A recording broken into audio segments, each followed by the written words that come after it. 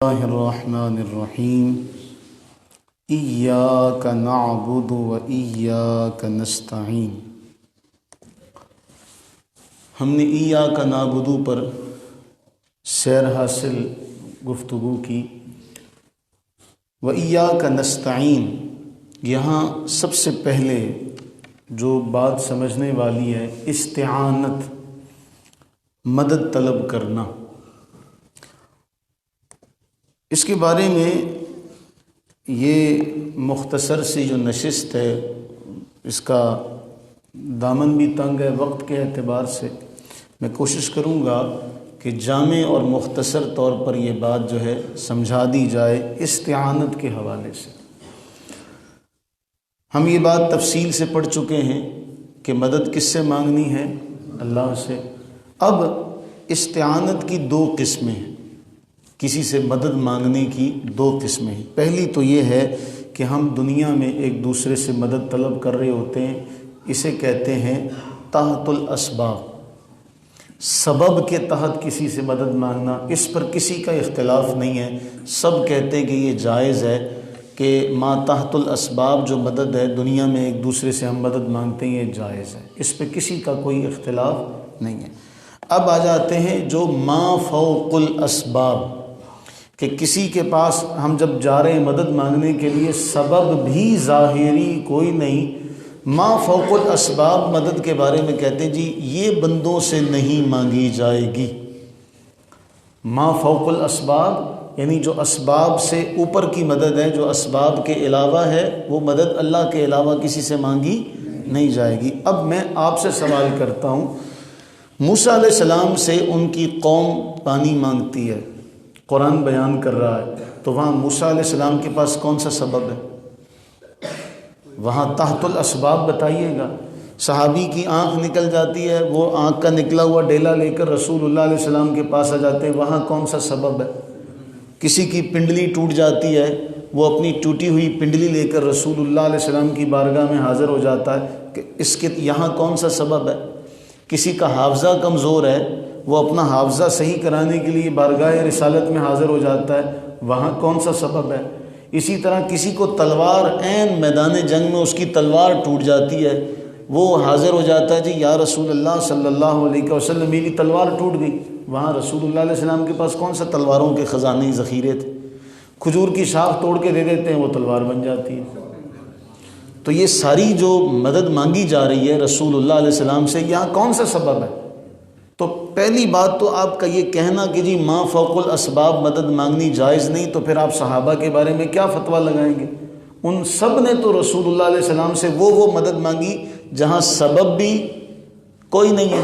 یا تو ہوتا نا کہ رسول اللہ علیہ السلام کے پاس یہ چیزیں موجود تھیں تو تب تو مانگتے، تب تو آپ کہتے جی صحابہ نے رسول اللہ علیہ السلام سے تحت الاسباب مدد مانگی ہے، انہوں نے ما فوق الاسباب مدد نہیں مانگی۔ تو ہمیں نظر آتا ہے، تو شروع دور سے چلا آ رہا کہ قوم جو ہے موسیٰ سے سوال کرتی ہے، جی پانی آپ اضرب بعصاک الحجر، رب کا حکم نازل ہوتا ہے کہ محبوب آپ ماریں لاٹھی پتھر پر، چشمے جاری ہو جائیں گے۔ تو اور ایک اور اہم بات، ہمارے ہاں ہم جتنے بھی مسالک میں بٹے ہوئے لوگ ہیں، ہم ایک دوسرے کے اوپر صرف تان و تشنیع کا کام کرتے ہیں۔ اب استعانت کے حوالے سے جتنی بھی آپ تفاسیر دیکھیں گے، وہ سب تفاسیر آپ کو یہی کہتی ہوئی نظر آئیں گی کہ بریلویوں کا جو عقیدہ ہے یہ شرکیہ عقیدہ ہے۔ یہ ایسے لکھ رہے ہوتے ہیں جیسے انہوں نے کبھی ما فوق الاسباب مدد مانگی نہیں ہے۔ میں آپ کے سامنے وہ واقعات نقل کروں، آپ کو سناؤں تو آپ حیران ہو جائیں گے کہ ان کے ایک بزرگ ہیں، میں ان کے نام نہیں لیتا، وہ صرف غائبانہ طور پہ واقعہ آپ کو سنا دیتا ہوں۔ اور انہی کے ایک بہت بڑے عالم نے یہ واقعہ لکھا۔ وہ واقعہ یہ لکھا کہ جی ہمارے پیر صاحب کی کرامت یہ ہے کہ پیر صاحب کی کوئی خدمت کر رہا تھا، تو اس نے دیکھا کہ پیچھے جو ہے پوری کمر چھلی ہوئی ہے، کمر زخمی ہے، تو وہ بڑا پریشان ہوا۔ اس نے پیر صاحب سے پوچھا کہ جی آپ کی کمر زخمی کیسے؟ تو پیر صاحب کہنے لگے، بھئی تیرا جو پیر بھائی تھا نا، وہ بڑی دور کہیں سمندر میں سفر کر رہا تھا، تو اس کی جو کشتی تھی نا وہ ڈوبنے لگی، تو اس نے پھر وہاں سے مجھے پکارا، تو میں نے وہ جو کشتی ہے نا وہ کمر کا سہارا دے کے میں نے اٹھائی، اس لیے جو میری کمر ہے نا وہ زخمی ہو گئی۔ اگر اپنے پیر کے لیے آپ یہ باتیں لکھ رہے ہیں تو وہ جو مرید دور سے پیر کو پکار رہا ہے، پیر صاحب دور سے جا کے اس کی مدد کر رہے ہیں، کشتی اٹھاتے ہیں، تمہارے پیر کے لیے یہ جائز ہو گیا۔ پھر آگے چلیں، ایک اور ذکر آپ سے کرتا چلوں، اور اس میں کوئی تفریق نہیں ہے۔ جب اپنے بزرگوں کی بات آتی ہے، چاہے وہ دیوبندی ہوں چاہے وہ اہل حدیث ہوں، وہ سارے کے سارے لکھتے ہیں۔ ایک بہت بڑے اہل حدیثوں کے عالم ہیں، وہ کہتے ہیں کہ ایسا ہوا کہ آدھی رات کا وقت ہے اور ہم سفر کر رہے تھے، وادی صرف میں ہم پہنچے، وہاں سیدہ میمونہ ام المومنین رضی اللہ تعالی عنہ کا مزار ہے، آپ کی وہاں پہ قبر انور ہے۔ اتفاقاً وہ خود لکھتے ہیں، کتاب بھی ان کی ہے، تحریر بھی ان کی ہے۔ اب وہ کہتے ہیں جی ہمارے پاس کھانے کے لیے کچھ نہیں تھا، ہمارے پاس اتفاق یہ دیکھی کہ ہمارے پاس کھانے کے لیے کچھ بھی نہیں تھا۔ تو وہ کہتے ہیں جب میں سو کے اٹھا تو سخت بھوک لگی ہوئی تھی اور چہرہ میرا کملا گیا تھا بھوک کی وجہ سے۔ اب روٹی مانگنے کے لیے میں ہر کسی کے پاس گیا لیکن مطلب کو نہ پہنچا۔ آخر بے بس ہو کر سیدہ میمونہ ام المومنین رضی اللہ تعالیٰ عنہ کی قبر کی زیارت کے لیے گیا اور فقیرانہ انداز سے صدا لگائی، فقیرانہ انداز سے صدا لگائی۔ میں نے آپ سے عرض کی اے میری دادی جان، یہ جو واقعہ نقل کر رہے ہیں یہ سید صاحب ہیں، وہ کہتے ہیں میں نے کہا اے میری دادی جان میں آپ کا مہمان ہوں۔ کن سے عرض کر رہے ہیں؟ سیدہ میمونہ رضی اللہ عنہا سے۔ تو وہ اس وقت پکا کے تو نہیں بیٹھی ہوئی، نہ وہاں پر موجود ہیں، قبر انور ہے نا ان کی۔ تو کہتے ہیں جا کے تو اچھا ہمیں کہتے ہیں جی جو قبر میں چلا گیا وہ نہیں سنتا، تمہیں بھوک لگی ہو تو جا کے قبر پہ جا کے پکار کے کہتے ہو دادی جان میں آپ کا مہمان ہوں، کوئی چیز کھانے کی عنایت فرمائیں اور مجھے اپنے در سے اور لطف و کرم سے محروم نہ رکھیں۔ پھر میں نے سلام عرض کیا، فاتحہ پڑھ کر روح کو ثواب پہنچایا، آپ کی قبر انور پر سر رکھ دیا۔ اب کہتے ہیں اللہ تعالیٰ جو رازق ہے، رزاق ہے، وہ ہمارے احوال سے واقف ہے، اس کی طرف سے مجھے انگور کے 2 تازہ خوشے ملے، انگور کے 2 تازہ۔ کہتے عجیب تر بات یہ ہے کہ وہ سردیوں کے دن تھے، سردیوں کے دن تھے اور وہاں ان دنوں انگور کا ایک دانہ بھی نہیں ملتا تھا۔ ان خوشوں میں سے کچھ میں نے وہیں کھائے، باقی میں حجرے سے باہر آ کر میں نے اپنے ساتھیوں میں بھی ایک ایک دانہ اپنی ماری لنگر ونڈ دے۔ اور فی البدی شعر کہے، فی البدی شعر کہے، جو اشعار انہوں نے کہے، اہل حدیث عالم نے اشعار کہے، یافت مریم گر بہنگام شتا میوہائے جنت از فضل خدا۔ کہتے ہیں کیا بات ہے حیرانگی کی، اگر مریم نے سلام اللہ علیہا اگر موسم سرما میں جنت کے میوے اللہ کے فضل سے پائے تو اس میں حیرانگی کی کیا بات ہے؟ اچھا کیوں؟ کہتے ہیں ای کرامت در حیاتش بود و بس، ان کی یہ کرامت ان کی زندگی تک تھی، بعد فوتش نقل نہ نمود است کس، ان کے فوت ہونے کے بعد کسی نے بھی اس کو نقل نہیں کیا۔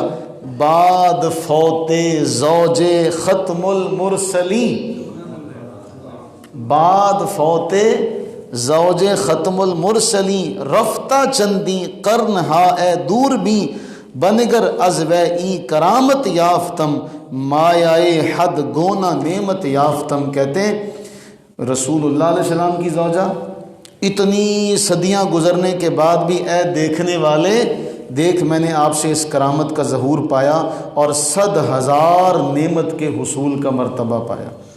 تو مقصد کہنے کا یہ ہے کہ ہمیں استعانت کے حوالے سے ہمارا یہی قاعدہ ہے، ہمارا یہی عقیدہ ہے کہ مدد صرف اللہ سے۔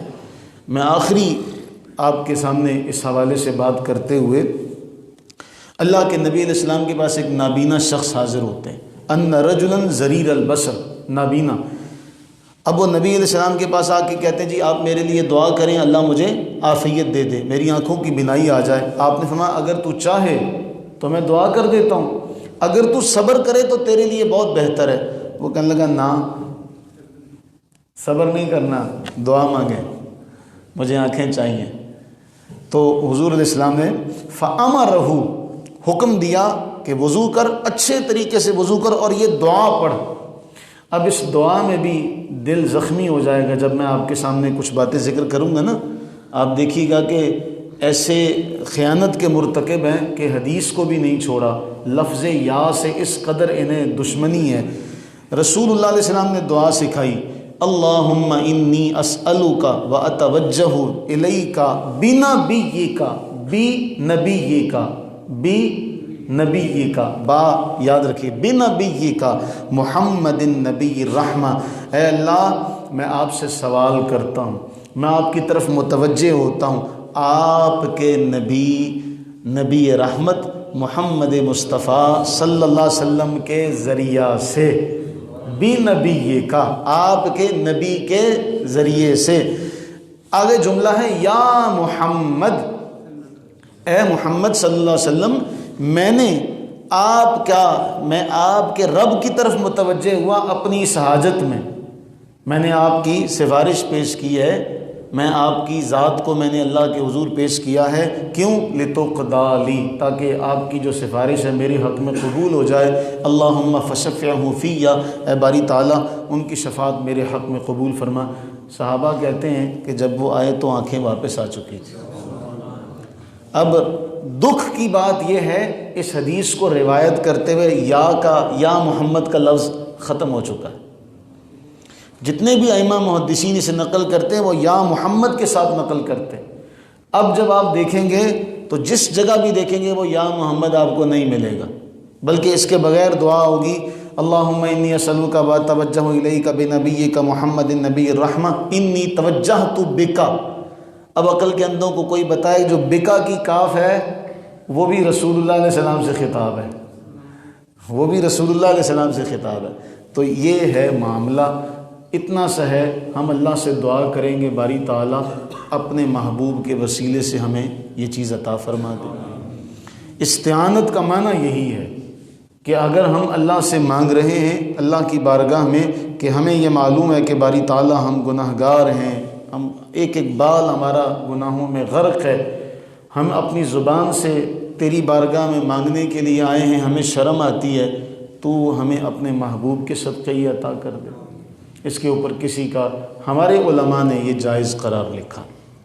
اب اس میں آپ دیکھ لیں، آپ کا جی چاہتا ہے تو آپ اس بات کو مان لیں، لیکن اگر آپ کا جی نہیں چاہتا تو پھر میں یہ سوال کروں گا کہ انہوں نے جو اپنے بزرگوں کے لیے لکھا، کیا ان کے بزرگوں کے لیے یہ بات جائز ہے کہ انہوں نے تو یہ شرک نہیں لکھا کہ ہمارے پیر صاحب نے منع کیا ہو، یا انہوں نے کہا جی ہمارے اس بڑے نے شرک کیا، قبر پہ جا کے سوال کیا، ہمارے اس پیر بھائی نے شرک کیا، اپنے پیر کو دور سے پکارا، کیونکہ دور سے سننا تو شان ہے اللہ کی۔ تو پھر یہ بھی جواب دیں۔ تو ہم پر یہ فتوے داغنے سے پہلے کم از کم اپنی کتابوں کو ضرور کھنگال لیا جائے۔ اللہ تعالیٰ ہم سب پر اپنی رحمتیں برکتیں نازل فرمائے۔ ہمارے علماء نے پھر بھی لکھا، علامہ سعیدی صاحب نے لکھا، اگر یہ سوچ کر کوئی اللہ کو وسیلہ پیش کرے، یہ سوچ کر کہ اب اللہ مجبور ہو جائے گا، تو یہ ناجائز ہے، اس لیے کہ وہ بے نیاز ہے، وہ بے نیاز ہے۔ اگر آپ یہ سوچ کے اس کی بارگاہ میں سوال کریں جی ان کی سفارش سے وہ مجبور ہو جائے گا، تو معاذ اللہ ثم معاذ اللہ وہ ساری کائنات میں کسی کے نام سے مجبور نہیں ہو سکتا۔ لیکن اگر آپ کے دل میں یہ ہو کہ وہ محبوب ہے اس کا، اللہ تعالیٰ اپنے محبوب کا صدقہ تو پھر کبھی محروم نہیں کرے گا، محبت کا ذہن میں ہو تو پھر جائز ہے۔ لیکن یہ سوچ کے وسیلے کے ساتھ دعا مانگنا کہ اللہ ڈائریکٹ نہیں سنتا، یا اس کے بعد ہم مانگنا ہی ڈائریکٹ چھوڑ دیں، یہ بھی سب سے بڑی غلطی ہے، یہ بھی سب سے بڑی غلطی ہے۔ اس لیے کہ اللہ تعالیٰ جل وعلا کی ذات اس لائق ہے کہ اس سے بلا واسطہ مانگا جائے۔ جب وہ یہ بیان کرے کہ میں تمہاری شاہرگ سے بھی زیادہ نزدیک ہوں، تمہارے دل میں آنے والے خیالات سے بھی واقف ہوں، تمہارے دل میں آنے والے گمان کو بھی جانتا ہوں، تو پھر وہ اس لائق ہے کہ اس سے ڈائریکٹ مانگا جائے اور وہ عطا کرتا ہے۔ مسئلہ میں نے آپ کے سامنے ذکر کر دیا، اس میں اگر کوئی غلطی کوئی کمی کوتاہی ہوئی تو وہ میری طرف سے ہے، اگر صحیح ہوا تو اللہ تعالیٰ ان تمام بزرگوں پر اپنی رحمتیں برکتیں نازل فرمائے اور ہم تمام کو دین سیکھنے کی سمجھنے کی توفیق عطا فرمائے۔ آمین ثم آمین۔